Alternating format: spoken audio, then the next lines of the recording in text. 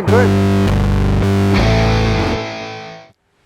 Hey guys, Rick Kelly here. Well, you've probably seen we've been doing just a little bit of sim racing over the last couple of weeks, and I'm getting smacked by my competitors with that initial sim that I built. So time for me to build a second one. We're going to start that process today here at Kelly Racing by jumping in the Ford Mustang behind me and just measuring all that seating position up. I've spent the last 18 years refining exactly where I sit and getting the most feel I can through the pedals and steering wheel and so on. So let's try and replicate that with a second sim.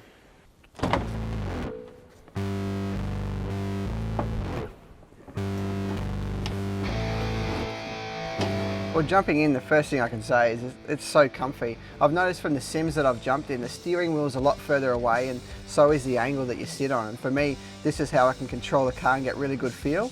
So we'll replicate it. And also the gear lever is so close to the steering wheel. In a lot of sims, it's actually down here and you've got to move your hand a long way to do it. Obviously a lot of them have pedals, but we want to try and replicate the supercar as best we can. So grab some measurements of this and go and try my hardest to replicate it.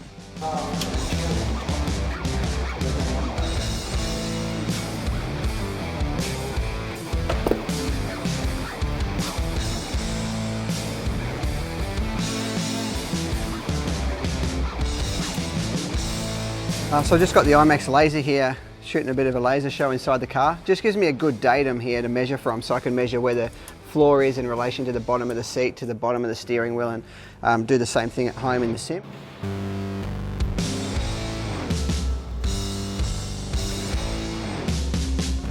So all done here, cover the little baby back up and head home and try and build this sim.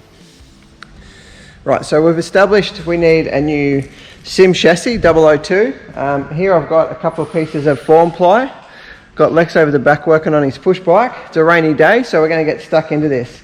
I've got a OMP seat here, which seems to be the trend for simulators. I've got the SimWorks Supercars shifter down there, which is going to be a fantastic addition. And I'm just, if you have a quick look on this side, sketching a bit of a shape of a Mustang there as best I can, looking at pictures on Instagram. So I've got a texture out. I'm going to try and make my sim look like a little bit of a race car. So I'm going to get the jigsaw out in a second and cut this side out and then put it in positions and work out if that's going to work or not. So I'd imagine, giving it a bit of trial and error the way I do things, we're going to probably have to cut it up a little bit after we build it, but I think that's a good starting point. Let's get stuck into the tools.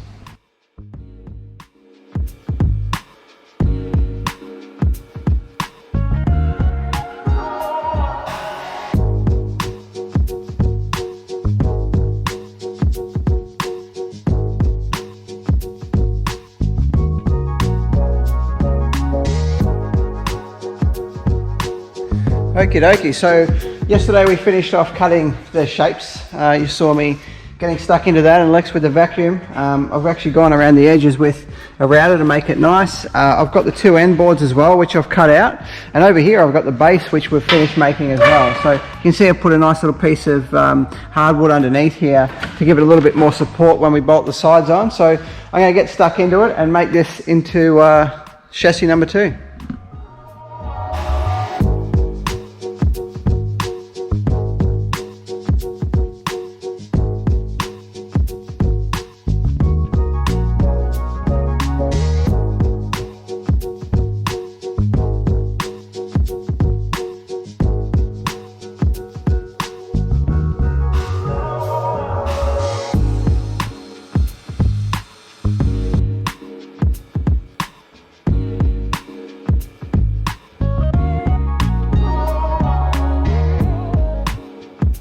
A couple of challenges I think we might have is, one, when you sit in the seat here, we've got to make sure that these fancy looking windows we have aren't blocking any of the critical areas of the screen. So there's a few things we have to look at as we build it, but it's starting to take shape now. So what I'm going to do is start to build all the cross sections to hold the steering wheel, the pedal box and the gear stick, and then get the laser level out and start to try and implement some of those measurements we got at the race team with positioning of all those things, because I want to have it feel exactly the same as the real thing. So plenty of work still to do.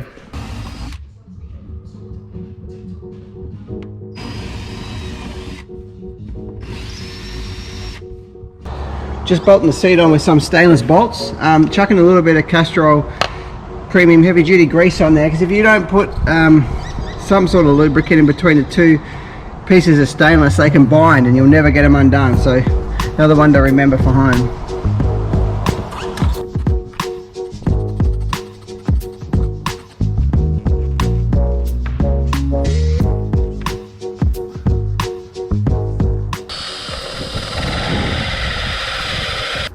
Alright, so I've nearly finished the dash console there, and I've mounted the SimWorks steering box in there. I've actually mounted it upside down, so I've got a nice clean dash when it's mounted in the car. So ready to chuck this in the new sim, or the car as I just called it, and see how it works.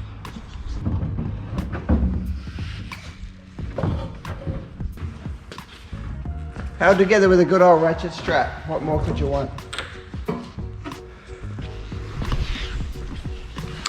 Time to get the laser out and just try and get everything in the exact position now that we've measured it in the Mustang supercar. So try and get the pedals in the right position, steering wheel and so on.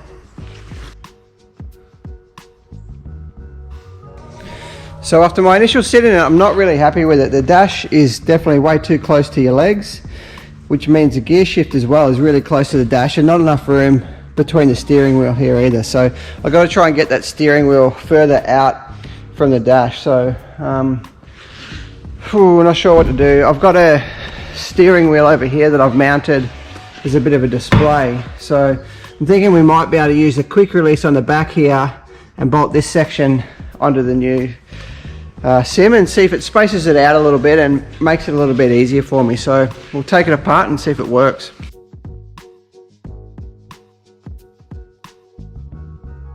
So I've got the dash in, the steering wheel on.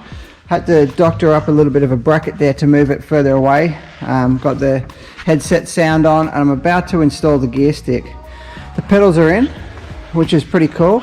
I've slightly offset them to one side, as you can see, because obviously the brake pedal is where you put all of your force, on, for me, the right hand leg. So I've got it a little bit more in line with where I sit. So it's looking good, just plenty to do.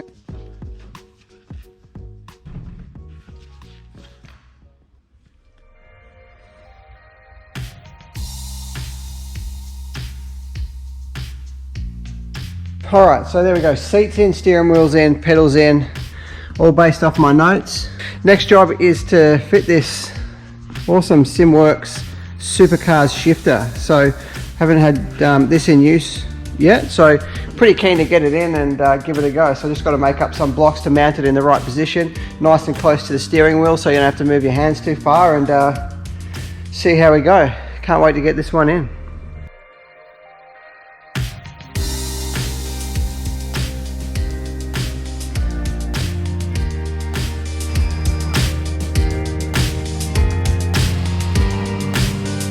Well, with the main part of the sim almost finished behind me there, it's time to get stuck into a nice stand to hold those beautiful LG screens you can see over in the background. Get rid of that wooden one and make something a little bit nicer and a little bit more sturdy to go around the side of there. So I've managed to find some secondhand stainless there. It's a couple of posts and wall panels that somebody doesn't need anymore by the looks. So I'm going to try and cut all this up and weld pieces together and see if we can fabricate something to hold the screens.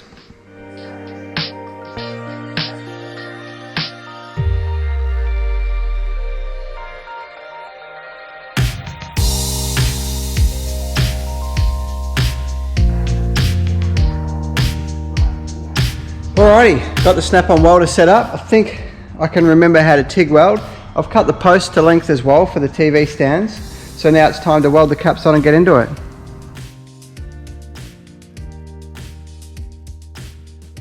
Well, starting to get there now with the screen stand to hold those beautiful LG TVs. So you can see I've got the 4 posts here ready to go. Shortened them, welded some top caps on. I've had to fill some holes down the side as well with weld and repolish it, so they're starting to look good. That's the challenge with using second-hand material. I've got the cross sections here as well, which I've cut ready to weld on, and I'm just actually welding some brackets together at the moment. So a couple hours more on the welder and I should have this almost ready to go.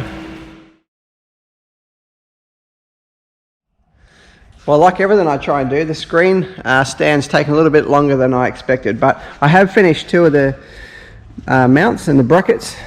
Beautiful LG screens hanging off it, so I've actually just put them on now just to see if everything's going to work. Looks pretty good to me. The distance down the bottom there is pretty good. It's not fallen over, which is a pretty good sign as well. So I'm going to take it back apart again, finish the third one, give these wells just a little bit of a polish up so they look a bit nicer, and we should be good to go to slide the simulator underneath finally and plug it in and see if we've got something that works. So I'll get back on the welder and get it done.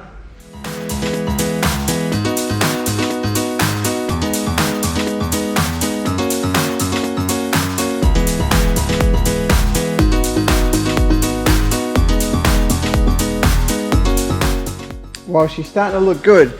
However, I want it to look like a supercar, so I got my main man Mitch at work to help print out the design of the side of my Castrol Mustang. I'm about to stick it on the side and hopefully the shape works okay and it looks like a bit of a race car.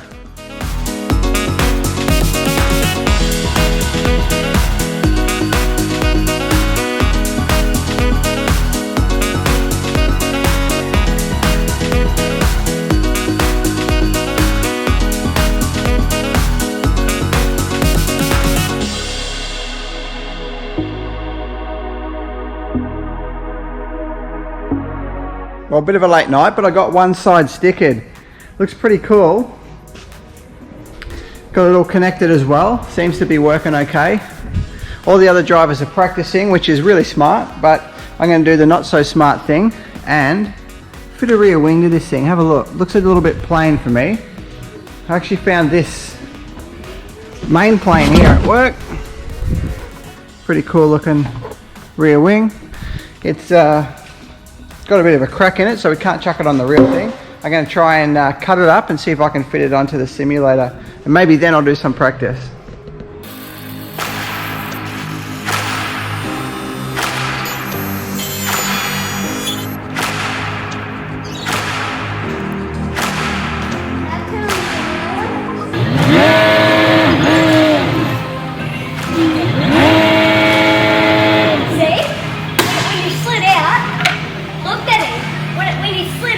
You're on the wall. Yeah.